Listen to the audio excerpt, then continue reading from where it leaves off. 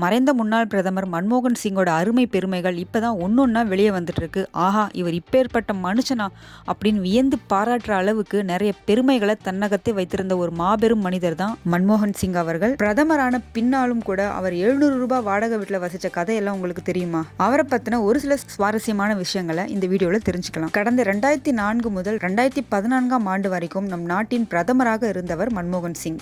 காங்கிரஸ் கட்சியை சேர்ந்த இவர் நம் நாட்டோட பொருளாதார வளர்ச்சி ரொம்பவே முக்கிய பங்காற்றியவர் அப்படின்னு சொன்னா அது மிகையாகாது. முதல்ல அவர் காங்கிரஸ் ஆட்சியில இருக்கும்போது மத்திய நிதி அமைச்சராக தான் பதவி வகித்தாரு. அதுக்கப்புறம் தான் அவர் பிரதமரானார். இந்த நிலையில தான் மன்மோகன் சிங் தனது வயது முதிர்வின் காரணமா 92 வயதுல டிசம்பர் 26 மருத்துவமனையிலே உயிரிழந்திருக்காரு. இன்று அவரது உடல் இறுதி சடங்கு நடக்க இருக்கு. இந்த நிலையில தான் மன்மோகன் சிங் பற்றிய பல்வேறான சுவாரஸ்ய தகவல்கள் ஒவ்வொன்றா வெளியாகிட்டு இருக்கு. அந்த வகையில பிரதமராக இருந்தாலும் கூட மன்மோகன் சிங் அசாம் மாநிலத்தில் வெறும் 700 ரூபாய் வாடகை வீட்டில் வசித்த தகவல் வெளியாகி இருக்கு. அதாவது மன்மோகன் சிங் முதலா கடந்த 1991 ஆண்டில் தான் அரசியலுக்குள்ள நுழைகிறாரு. அப்போ காங்கிரஸ் சார்பில் பிரதமராக தேர்வான PV நரசிம்மராவ் தன்னோட மத்திய அமைச்சரவையில் மன்மோகன் சிங்குக்கு நிதி அமைச்சராக பதவி கொடுக்கிறாரு.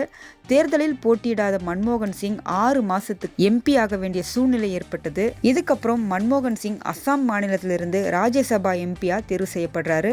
அதே சமயத்துல அசாம் மாநிலத்துல காங்கிரஸ் ஆட்சி நடந்துட்டு இருக்கு. அப்போ அங்க முதல்வராக இருந்தவர் ஹிதேஸ்வர் சாய்கியா மன்மோகன் சிங்க அசாம் மாநிலத்திலிருந்து ராஜ்யசபா MP-ஆக்க PV நரசிம்மராவ் சார்பில் ஹிதேஸ்வர் சாய்கியாவுக்கு உத்தரவு போடுறாரு. அதுக்கேற்றபடி மன்மோகன் சிங் அசாம் மாநிலத்துல வேட்புமனு தாக்கல் செய்யறாரு. அப்போ ஒரு தரப்பினர் அவருக்கு மிகப்பெரிய எதிர்ப்பை தெரிவிக்கிறாங்க.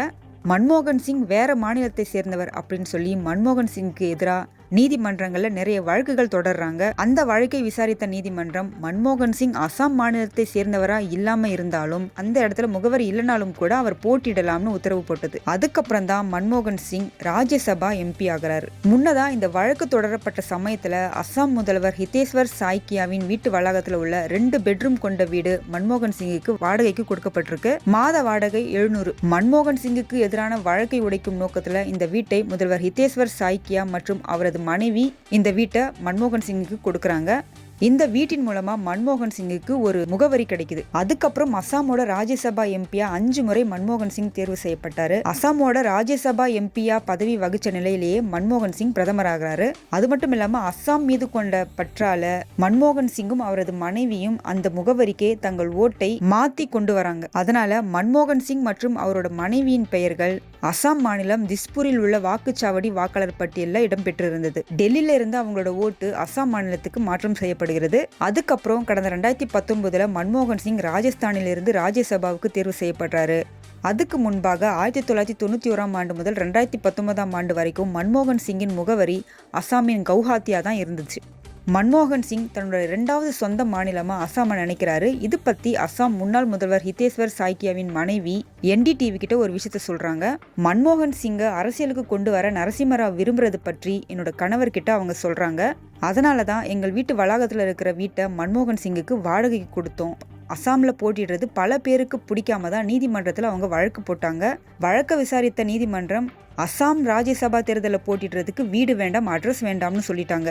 ஆனாலும் மன்மோகன் சிங் தொடர்ந்து அசாம் முகவரியில தான் இருந்தாரு. 2 பெட்ரூம் கொண்ட வீடு தான் அவரோட முகவரி. இதுக்காக 700 வாடகை நிர்ணயம் செய்யப்பட்டது. மேலும் மன்மோகன் சிங் அசாமுக்காக பல்வேறு நலத்திட்டங்களை கொண்டு வந்தாரு.